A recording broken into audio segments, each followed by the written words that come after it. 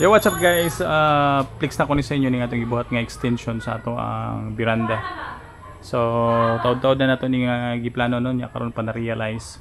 So, pakita na ko sa inyo yung details, and then wala na tayo gigamit or wala na tayo gigamit nga welding machine na ni guys.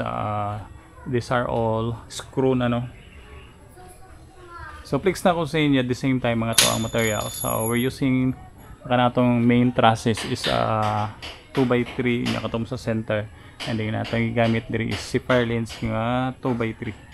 1.5 kuno na siya, no. So since di nataka actually natin makita nga baga-baga nga mga materials, pero mas higher siya ang costing. So napugos na tagpalit kay siyempre barato man, so we after for cheap materials. Pero sa gihapon very functional o okay ra, no, madara makirira. So fix na ko sa inyo. At the same time akong gigamit nga screw. So wala na ta nag-welding ani guys kay I find it time consuming. Then pakitaan ko na ko sa inyo ang ato ang alternative sa brace or pamaagi na to sa pag-brace sa kining Sapphire lens. So ang uban nag-welding og kabilya, but since wala na ta nagamit og kabilya, so nagamit ta diri og gi-bend nga 2x4, gikat na to into 2 inches. Then gibahin na to kaduha. So yun na ang result, no. To datong gigamit diri is self drilling nga screw, 1/2 ang iyang kataas. So I find it very dali nga pamaagi when kung mogamit ani nga mga screw.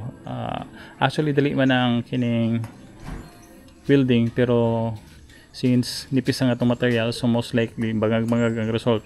So kini siya mas ligon pod, no. No doubt ligon na siya, pero akong gikalibgan kung unsay sakto nga posisyon sa atong Sapphire lens pagkapatong. So kini ba siya or kining isa? So paki-comment daw guys kung unsay insakto ani nga posisyon sa Sapphire lens. So this is the result on niya. Sa ako nang gikaingon ning nani ato pamaagi sa pag-brace sa Sapphire lens din.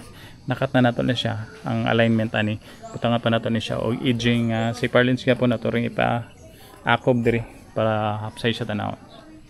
So that's how it look like. So gitrabaho nato ni siya kung straight, you know, less than a day kaya siya. Then possible ani is ato na siyang orderan og kanang roofing. So update mo maybe next week kung maka-purchase na ta. Before that, ato sa unahon ni pagbutang og gutter. So kung nabantayan ninyo, ay ang slope is padulong diri. Wala na to gislope padulong dito kay syempre unsquared man ang ato ang building. So since diri ang dako, so most likely ang slope is diri gid padulong. So butangan na nato na siya og downspout padulong dito sa gawas. So that's how it look like. One result without welding, just self-drilling screw sa manini. So kana lang guys, kung nakatabang niya ito ang video, follow and share. Bye bye.